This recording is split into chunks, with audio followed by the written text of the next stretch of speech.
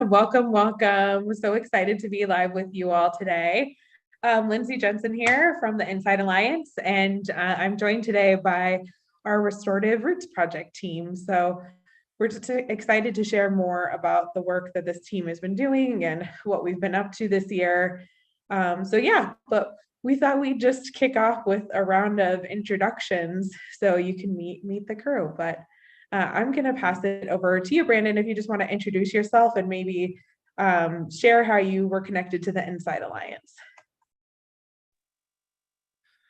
Hello, everybody. My name is Brandon Brown. I've been a part of the Inside Alliance for 6+ years now. Started out as a peer mentor and a teacher, and now I am a restorative roots facilitator. So I'll pass it on to Shaylee. Hi, my name is Shaylee Pickrell. I'm one of the restorative justice facilitators here at the Inside Alliance for the Restorative Roots Project. I met and started with the Inside Alliance through my job at McLaren Youth Correctional Facility with Hope Partnership. I'll pass it on to Stefan. Thank you for the pass, Shaylee. What's up, everybody? I'm Stefan. He, him, they, them pronouns.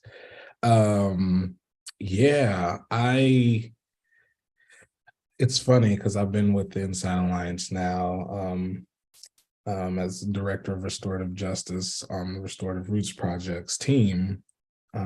It's been 7 months, but I still keep saying like I'm a new member to the team because it's just so fresh, you know what I mean? And so my introduction to this organization was really like seeing that restorative justice position open, and it was passed from a friend that was like, you should really check out this organization. They do great work. And I was like, okay, I'll see about that.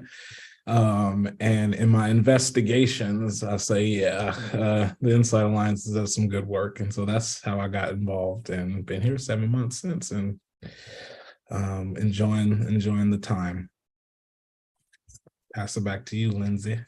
I love it. I was like, and you can't get rid of us. Sorry, Stefan. I was like, you're in it now.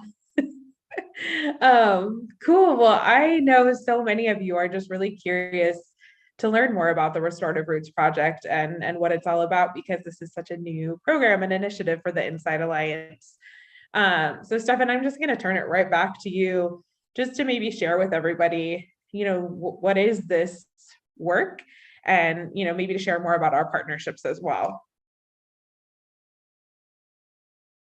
Yeah, okay. I think I will start with the partnerships because it kind of was created from the conjunctions of these folks. So there, and maybe I'll leave out some details, but the partnership is between the Multnomah District Attorney's Office, MDA. Is that the right acronym? Yes, it is. I think it is. They'll be all right if it isn't. And then the other partner that we work with is Metropolitan Public Defender's Office. And then lastly, our partners of Impact Justice, which is an amazing nonprofit that's does a lot of justice work around the nation, like not just in restorative justice, but other initiatives. But those folks came together with an idea of creating a program in Multnomah County that would be a alternate to incarceration restorative justice program. And that is how the Inside Alliance got involved. We were the chosen family community partner house to hold this program. And what that program initially is the first pre-indictment alternative to incarceration for folks who've committed some felony crimes And what that looks like is they don't have to go to grand jury. It's waived. Once they get arrested, they are met by the public defender's office if they meet the criteria, and there's a specific criteria of eligibility to be in the program. But if they meet that, then they have an opportunity to get enrolled. And what that looks like is there's conversations with the responsible person, and there's conversations with the harm parties, as we say it. And if the harm parties are in agreement and want to move forward with this process, then we're on and popping, and we get to do the work that we are tasked to do. And I'm speaking vaguely to that because I know that question will be coming next on like what those actual tasks are. But yeah, that's, I guess, in a nutshell, the creation of the Restorative Roots Project was that. And like, we are also developing new and other programming around ways we can connect with community and do more restorative justice work outside of this specific partnership. Was that a good answer? Can I leave it? Okay. I'll pass it back to you, Lindsay. Awesome. Thanks so much, Stefan. And I think, yeah, you kind of named it too, right? Of just sharing more about what that actual process looks like. So Shaylee, maybe you could just share more about, once a client is referred to us, like, what does that actually look like? Yeah, so typically with the criminal justice system, someone commits a crime, they get arrested, they go to jail, that gets sent over to the DA's office, and then that goes into an indictment. It gets shared with the public defender's office. They go through the court system, and that usually ends with jail or probation. With our program, once it gets to the indictment process, as Stefan mentioned, once it meets our criteria that we have for our programming, the partner that we work with at the DA's office sends it over to us. We get to look over and make sure that it's something that would fit our program and our criteria. We get in contact with the harm parties through the DA's office. And then we have the opportunity to meet with the responsible parties through the public defender's office. So it's kind of like this, instead of doing an indictment, sending off to jail, it's a collaboration between both offices where we get to meet both parties in this situation and talk with them and explain our program and what it can do and what the possibilities are for them. And then if they both decide that this is something they want to participate in, they sign enrollment papers with their respective offices. And then the case gets handed over to us. And then Stefan had kind of mentioned we get the opportunity to build relationship, figure out what needs are on both sides, what is needed to help somebody prepare for the process at the end. So if it's anything with housing or funding or just building rapport, going to counseling to deal with anything that might have come up during the harm. And then at some length of time, it can be like 5 months, it could be 12 months. At the end of it, we have what's called a community conference, and that's where the harm party and the responsible parties get to come together with their support people. There could be community members with our team, and we decide together basically what's a good alternative way that they can help repair this harm instead of going to jail.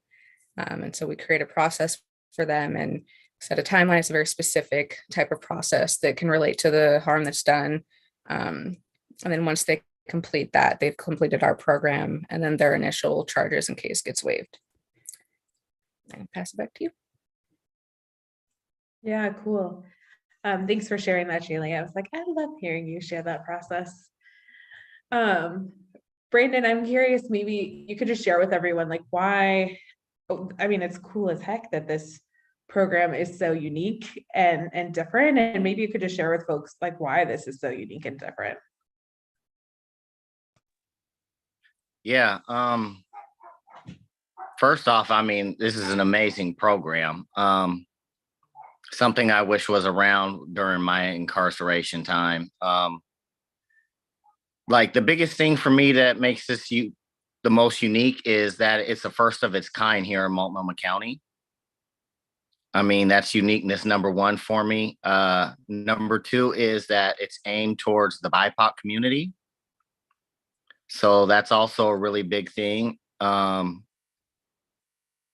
then, you know, through work so far with the cases that we've worked in, I found like even more joys out of it, being able to build community, which I found is just like so amazing, being able to bring these people together to build a community. And the whole process is actually just an amazing, beautiful process of going through it,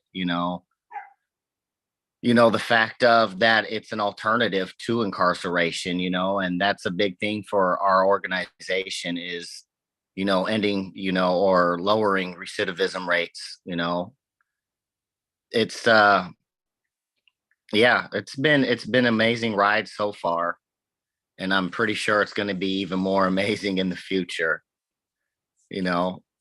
Um yeah, I find it very God, it's like amazing because being somebody who was incarcerated, like this is something that I was like always wishing would happen. Like they would come up with an alternative to locking people up, which is horrible out here.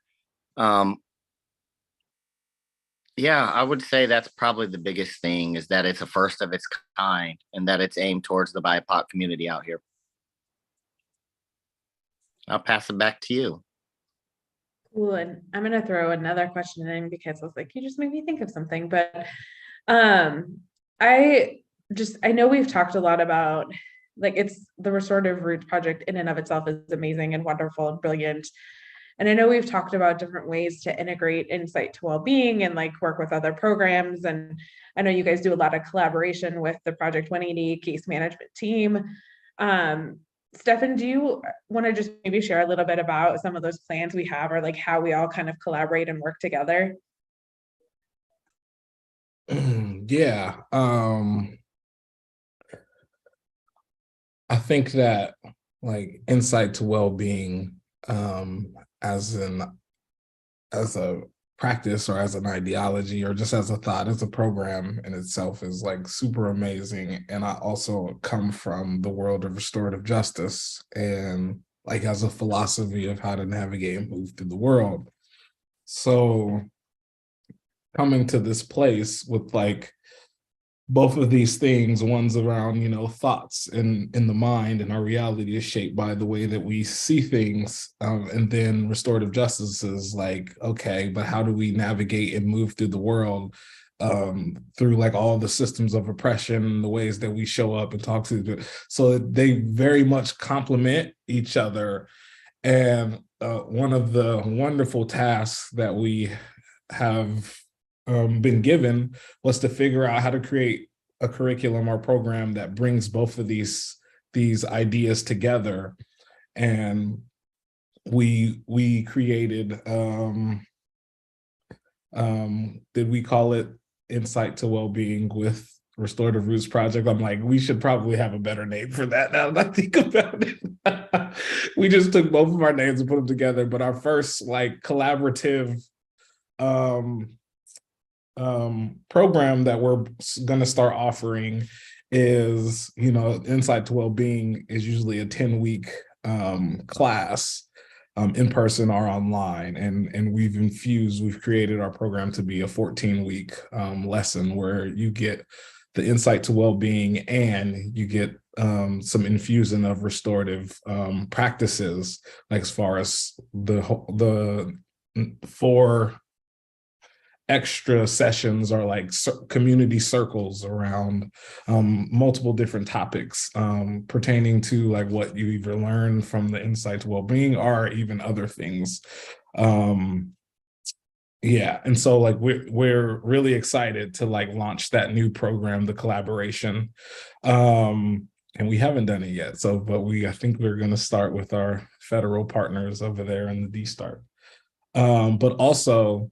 Our program is very much connected with our Project 180 team and our case management, because once we get clients, and we were ironing this out, because we realize very quickly, like when we get enrolled or we connect with clients on the Restorative Roots Project side, there's still a process for them to enroll that might take up to a month, 2 months potentially. And some of those folks need like immediate needs, like right now. And our Project 180 team, our case management team is very like, we deal with things like in moment. And so we figured out how to, every time we get clients, we just will automatically sign them up for our case management load and our Project 180 team so that they have immediate resources. And then our feedback loops, the way that we connect with each other, even though these are two different programs, is very helpful, and just collaboration in supporting our clients. So I think like the initial way that we thought wasn't exactly how we're doing it now, but this way is like super helpful, just as far as being client-centered and not waiting 2 months before we can provide resources and services for those folks. So that's another way that we've collaborated like through the organization. And yeah, I could be missing something. I mean, I could talk about our operations team and how they are the backbone, and like we collaborate with them by literally existing. Like if y'all didn't exist, we wouldn't exist. So, but yeah, like I feel like we mesh together in the programs, and we're figuring out new ways to do that, and it's exciting. I hope that answered that question. Yeah, I love that. I totally agree.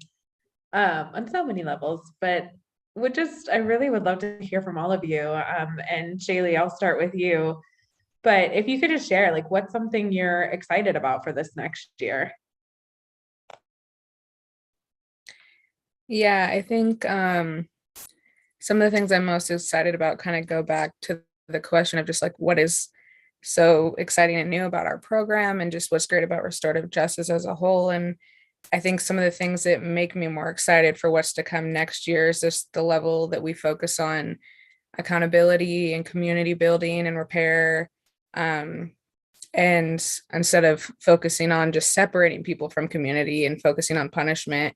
And so it's just the way that we're able to help people kind of see and view the world differently and view each other differently, and repair those connections makes me just really excited for a lot of what's to come. And like what Stefan said, we're building a lot of new things within our program and outside of our program with our system partners. So it's just, there's so much more potential for our program and for all of us. And so I think that's what I'm most excited about. Pass it back to you. Yeah, Brandon, do you want to go next? Yeah. First off, growth. I'm looking forward to the growth, not only in our organization, but individually. Like Shaylee said, we have so much potential to grow and for new things to start. I mean, the ideas that we've been throwing around with each other are just amazing. I'm looking forward to starting like community circles, like getting some restorative justice out there in the community, you know, inviting more people from the community in and experiencing, you know, restorative justice. And I will pass it back to you. Or straight to Stefan. I was like, I just talked for too long. I thought I was getting a pass here. Like, yeah. I second both the things, all the things that Shaylee and Brandon mentioned. Yeah, there's so much opportunity for new things with this program, and like with this new year coming, I think, I mean, this was a pilot year, right? So like we had very specific deliverables or just things that we're supposed to do. And I think we started out with like a narrow scope of like, okay, this is what we have to do. And now like the possibilities, just having more conversations with like community partners or system partners, and seeing like how much we can let go of what the narrow idea of this program was to like expand and do new things. And so like, and to me, that's growth organizationally, and there's growth like personally and interpersonally with our group, and how we build relationships with each other. And then again, how we're connecting with other communities and organizations that are doing similar work, our work that is aligned. So I'm excited for the new connections that the Inside Alliance is going to have, and the spaces and places we're going to be in. Yeah, that was it. All right. Yeah, thank you all just for naming the like growth and just I feel like there's so many possibilities for this next year, which is really exciting. But yeah, that's a cool session and learning more about the Restorative Roots Project. And would just say if you loved what you heard today, you know, we would encourage you to make a donation as part of our 30 Days of Giving campaign. It's like my shameless plug every time. But I'll drop the link in our video. So if anybody would like to make a donation, and Stefan is so lovingly modeling our beautiful Inside Alliance beanie, which for anyone who donates $50 or more, you're going to get one of those. They're super awesome. But yeah, thank you everyone for tuning in. Have an amazing day. Like, please hit us up if you have questions. We just appreciate you all. So have a good night.